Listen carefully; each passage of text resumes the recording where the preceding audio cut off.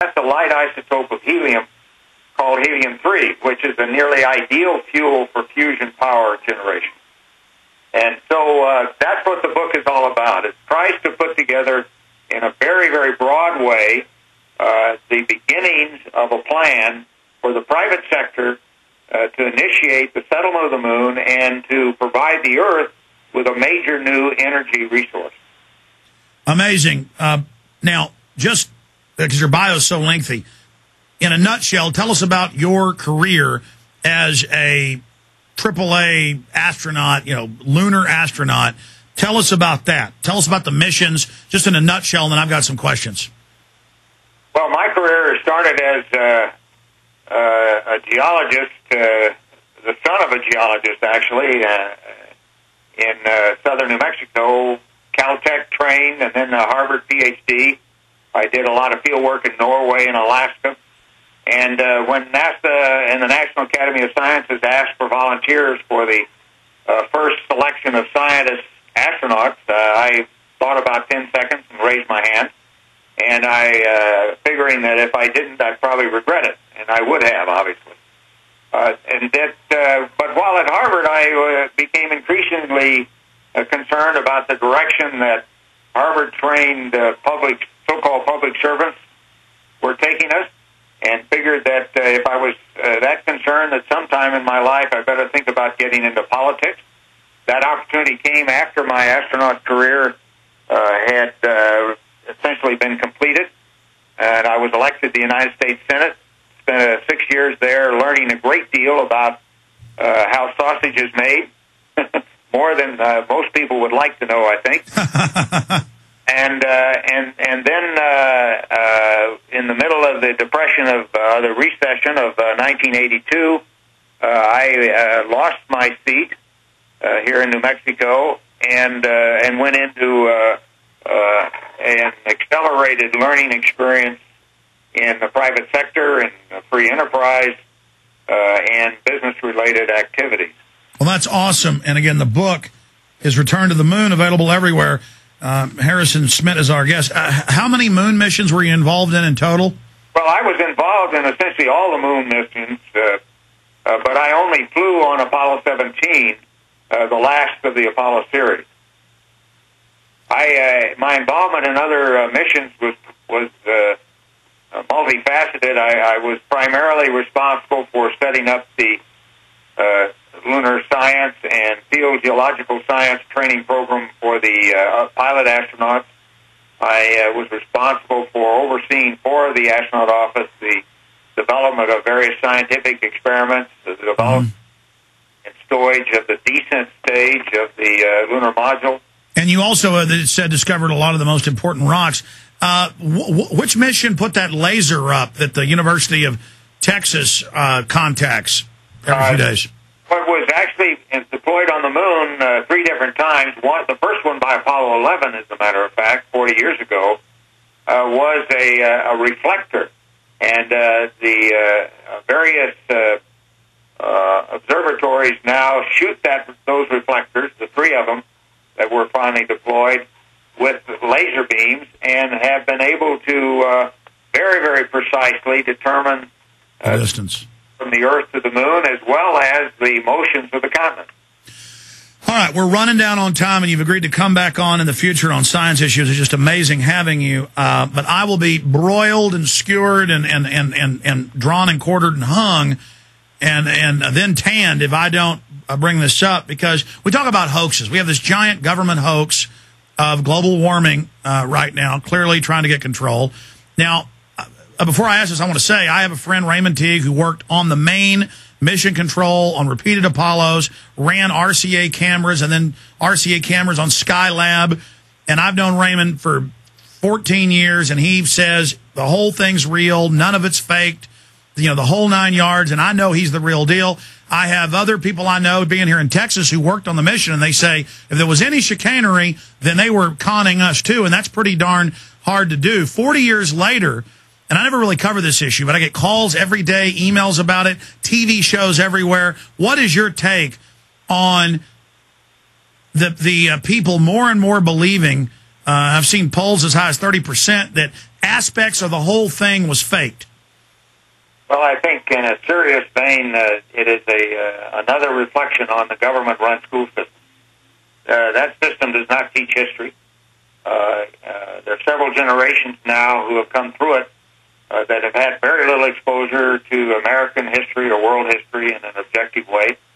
It's just right now you have a population that has not learned the complexities that had to be dealt with in order to put human beings on the moon. Also, you have people who just for their own enjoyment, I guess, like to talk about conspiracies. And then finally, unfortunately, a lot of people don't trust their government anymore. But in a way that's a positive thing to not be totally trusting. The founders said that. I think a lot of it's so much government lying. People are so untrusting now, they don't even trust me on a lot of issues. I mean, people don't trust their neighbors, and society does seem to be degenerating a bit. My only issue is, that said, that I know people that worked on the mission who say it was absolutely real, and you can watch famous films of them in mission control. People I know, they're not making it up. For a conspiracy like that to work, you would have to have conned 450,000 Americans. Because that's how many worked on the program. That's how many worked, and you just couldn't do it. Look, people have to remember that there's still, when you have a population of the world as large as we have, a very, very micro percentage is still a significant number, and some of those people actually still believe the Earth is flat. So if a few of them want to believe that we didn't go to the moon, let them. It's not an issue that comes up in my presentations. The Earth being flat, that's clearly ridiculous. Though I've actually been contacted by some flat earthers saying I'm covering up the fact that it's some Atlantean conspiracy. But the reason, obviously, this has been building. I would imagine you get asked that sometimes because there are issues that make people question. And so let me just throw a few of those out to you. Wait a minute. I think there are more important things to talk about, but just let me say that when I'm out talking to the public, I do not get that question. I only get that question from talk show hosts. Okay, really, that's true. And so I think we ought to spend our time on more important issues. Okay, why haven't we been back to the moon in 40 years? Well, that's a really long topic, but the most immediate is that even though George W. Bush, articulated a very good return to the moon and on beyond policy, neither his budget office or the Congress properly funded that. Had it been properly funded, we would be well on our way as we speak. But in the absence of adequate funding, we have had to slip schedules in order to keep the program alive. Yeah. Now you have an administration that, for all indications, is not going to pursue a aggressive role for the United States in deep space. And they're going to leave that to the Chinese, potentially the Indians and the Japanese, and maybe Europe. Yeah. And that, I think, is an extraordinary mistake. It's as big a mistake in the long term as we could make relative to protecting liberty here on this planet.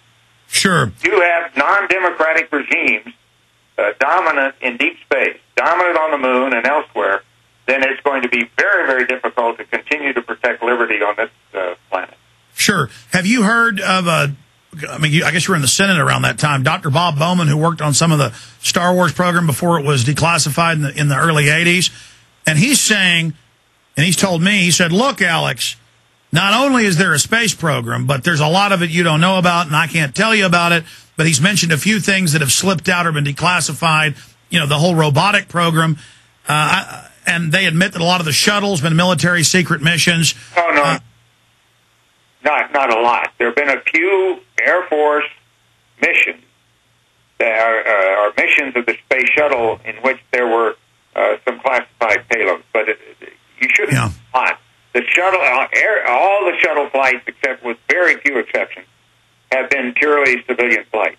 Sure. You did a lot of the photography on the moon, didn't you? Oh, yeah, well, both Gene Cernan and I had cameras, and we took a lot of the pictures. I happened to be more active in taking pictures of the Earth as we went towards the moon, and so that full Earth... But you took the famous blue marble photo, didn't you? The full Earth that shows the continent of Africa in its entirety, yeah, that's one I took. I was about 34,000 miles away from Earth when I snapped that. Now, again, because people kill me if I don't ask, where are the stars? Is it because the Earth's so bright that it blots those out? Yes, it's the same problem you have on a sunny day here on Earth of seeing stars. Just too much light for a wonderful optical system we call our eyes to handle. The eyes are great, but they do not have what scientists call the dynamic range to see both the bright surfaces and stars. Well, that's like when the moon is up at night, you can't see stars anywhere around it, right?